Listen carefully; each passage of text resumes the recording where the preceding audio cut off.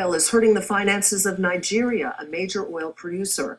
Africa's largest economy has reportedly asked the World Bank and the African Development Bank for emergency loans totaling $3.5 billion. According to the Financial Times, the request will help fund a $15 billion deficit. The Russian economy also getting hit hard by the low price of oil, and lately there's been a lot of talk out of that country about meetings to potentially support prices. But is that all it is, just talk? Or is Russia a real wild card in the energy market? Dana Gosofsky reports. As oil prices continue to go south, Russia has been at the forefront of trying to figure out whether or not some kind of action, like a production cut, could be implemented in order to support and stabilize oil prices. An OPEC official recently even stated that it's all in the hands of the Russians now. So could Russia be holding a powerful card here? We think Russia is a wild card because if you look at 2015, they really surprised many analysts by being up several 100,000 barrels. And the question for this year is, are they going to be up or are they going to be down? If they're up again this year, everyone's going to have to take their oil price forecast down. What I think is interesting now is you are for the first time getting some Russian producers, principally Lukoil, coming out and saying, you know what? Maybe we should consider cutting production. But some say it's much easier said than done.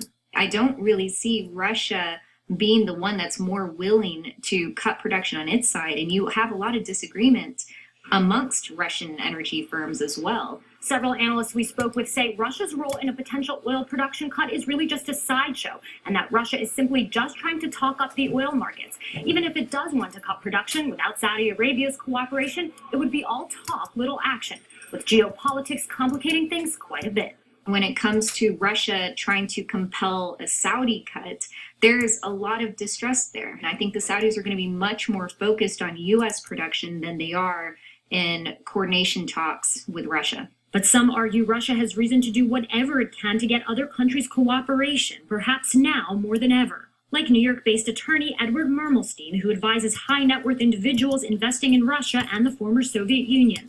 The price heading down into the 20s is going to impact Russia's economy even more significantly than where it is today, which is in dire straits. Russian President Vladimir Putin himself has admitted that low energy prices have led to dangerous revenue losses, since Russia relies on oil and gas exports as the main drivers of its economy. That, a rising ruble, and economic sanctions have caused Russia's GDP to contract significantly. For Nightly Business Report, I'm Dana Gosofsky. Still ahead, the big money behind the race for the White House.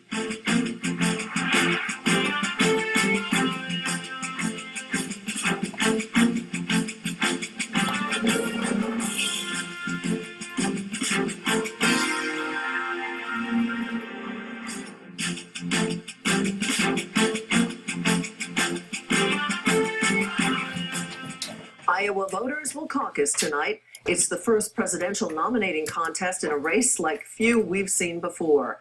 There won't be any lines for voting booths, but rather public meetings. Joan Harwood tells us why it could be an historic night in the Hawkeye State.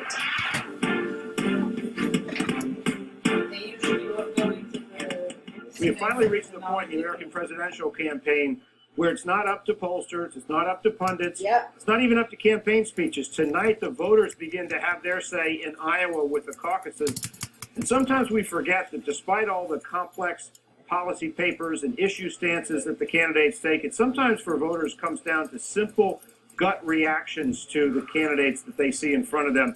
Let's take a look at a few that we picked up over the weekend in Iowa. Voting for Clinton, pragmatic, progressive. Marco Rubio, because he can unite people. Ted Cruz, constitutionalist. Bush and Cool.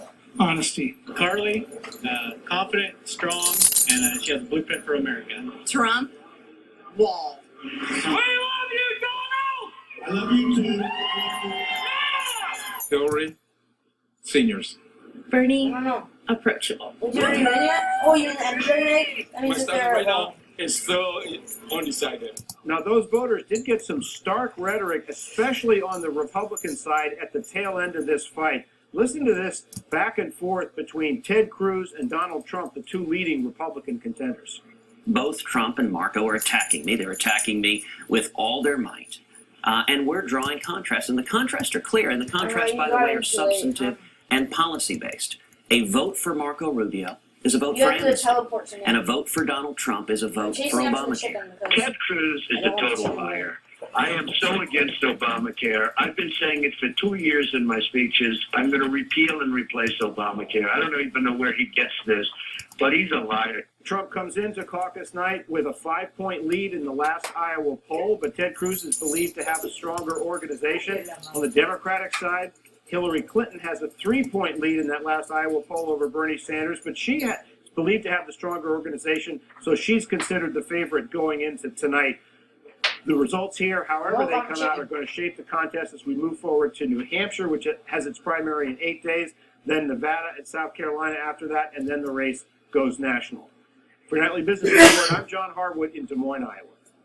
Well, the money is rolling into the presidential campaigns. Total contributions for the fourth quarter have been filed. We got the numbers giving voters a look at the financial health of each candidate's war chest. Eamon Javers has been going over the data. And what do the numbers show, Eamon? Yeah, hi, Tyler. This is much different than what we've seen in past years or in past quarters here. It's such a different race this time around. Let me walk you through the numbers starting on the Democratic side of this campaign. We see Hillary Clinton topping the list here with $38 million raised in the fourth quarter. Also Bernie Sanders with $33.6 million. On the Republican side, Ted Cruz, $20.5 million, Marco Rubio, $14.2 million, and then there's Donald Trump at the bottom of this list of three, $13.6 million for Donald Trump. But what's astonishing about this is that this is not the kind of a race we've seen before, because we've got a guy in this race who is leading this campaign and who is self-funding his own campaign. So contributions matter less to Donald Trump than they matter to all these other candidates who will depend on them like oxygen to keep going after the Iowa caucuses today. He's made that point that he doesn't need funding, but people are still giving money to him despite the fact that he's a billionaire. Yeah, and that's what's astonishing here, Sue. You see a lot of small donations here going to Donald Trump, $50, $100. Lots of those donors, even though the guy is a billionaire and says he's going to write his own checks anyway. What you don't see in Donald Trump's case is a lot of people maxing out, giving the total maximum amount of money to the Donald Trump campaign. That means a lot of the big money people in traditional politics are not writing checks to Donald Trump. A lot of the smaller people are. That's a measure of enthusiasm for the Trump Quick campaign. thought here. I was stunned how close Bernie Sanders was to Hillary Clinton. Can he keep it up and raise establishment-sized money? Yeah, he's definitely hitting his marks so far. He's raising enough money to stay competitive. Hillary Clinton's got all these outside groups working for her, so she's got a big advantage. But Sanders is definitely in there in this money race right now. All right, Eamon, thanks very much. Eamon Javers in D.C. Twitter gets a lift on takeover speculation, and that's where we begin tonight's Market Focus. A report by tech website The Information said investor Mark Andreessen and private equity firm Silver Lake Partners have, quote, considered some sort of deal with Twitter. But then a follow-up by Fortune reported that Silver Lake has no interest in buying, quote, even a slice of Twitter. Nonetheless, shares were up more than 6% today to $17.91.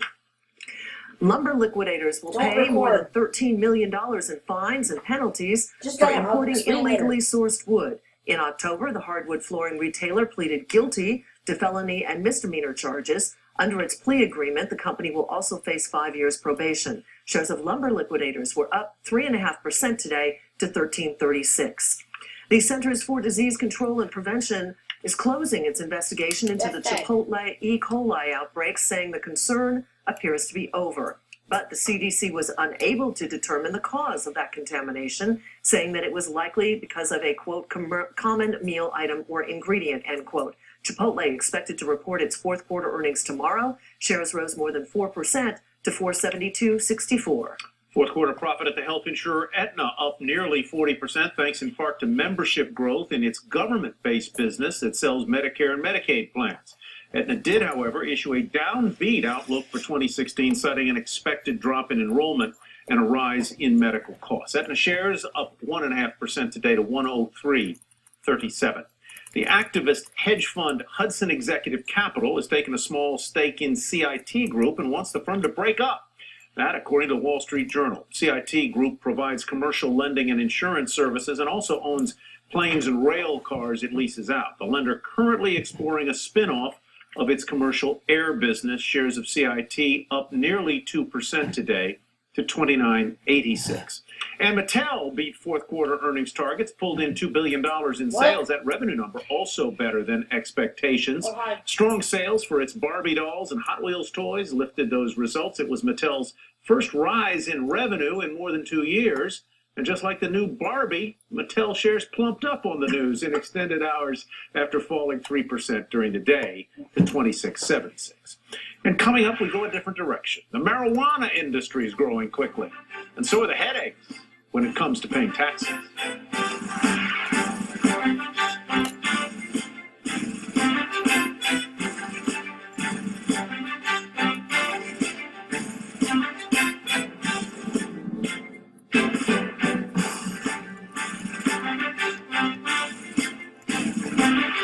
Legal marijuana sales, both recreational and medicinal, are hitting a new high of nearly $5.5 billion last year.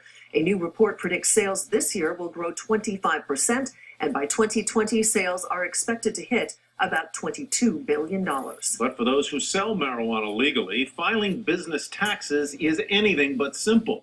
Jane Wells takes a look at this growing issue for a new crop of entrepreneurs. It's tax time in the cannabis industry, and for many new in the business, their IRS bill could leave them dazed and confused. Companies in our business are paying anywhere from 40, 50, 60, 70%, depending on what demographic they happen to be in. Even though marijuana is illegal at the federal level, the IRS still insists these companies pay income taxes. At the same time, the agency bars them from making most normal business deductions. You know, you could end up with a tax bill far more than, any potential profit you could ever make. Jeremy Carr owns a dispensary in West Hollywood and said that could start to happen as legalization is bringing down prices and margins. I've seen the profit margins drop about 40% in the last 5 years. Here's the irony. The IRS does allow deductions for the costs of growing marijuana, but it does not allow deductions for the retail costs of selling it, things like rent, advertising, payroll. You know, fortunately, the margins are there, at least in Northern California where we operate. Derek Peterson left Wall Street to start TerraTech, a publicly traded holding company which owns a variety of cannabis companies, including the Bloom dispensary in Oakland. But TerraTech also owns other companies which don't directly involve pot, like one which provides growing equipment or a firm which sells regular produce to retailers. He makes sure businesses are segregated in their tax reporting and puts as many costs as legally possible into areas where deductions are allowed. A lot of the business still is one leg in the black market. We're not able to do that because we're a publicly traded company and everything's audited on an annual basis. But there's a lot of providers out there that are, because of this headwind, are still operating with 1 foot in the black market, 1 foot in the more overt and regulated market. Those trying to be legit accuse the IRS of hypocrisy. Tim Cullen owns the Colorado Harvest Company in Denver, which did about $10 million in sales in 2015. He says the lack of normal deductions will cost him $1.5 million more in taxes. If we're licensed and legal in Colorado, that should be good enough for the IRS, but they certainly cash our checks every month. For Nightly Business Report, Jane Wells, Los Angeles. That's Nightly Business Report for tonight. I'm Sue Carrera. Thanks for watching. And thanks for me as well. I'm Tyler Matheson. Have a great evening, everybody, and we will see you back here tomorrow on Groundhog's Day. Oh, that's right. I forgot.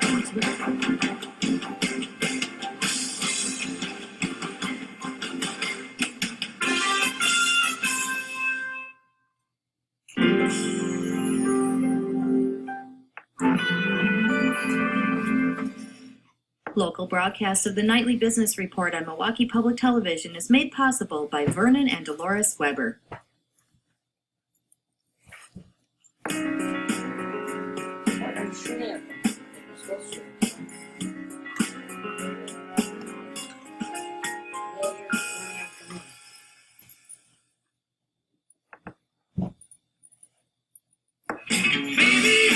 Donating your car, truck, or RV to Milwaukee Public Television is easy. We'll come to your home or other location and pick your vehicle up. We make it easy. Once the vehicle is sold, we'll send you all of the paperwork, and you'll support Milwaukee Public Television. Call 844-678-8227 to donate your vehicle, or go online at mptv.org. That's 844-678-8227. Next time on A Place to Call Home, the Swanson's gardening party. We're all invited. Sarah attends a party designed to disgrace her. There's nothing today that might throw me off kilter. Olivia's worst fear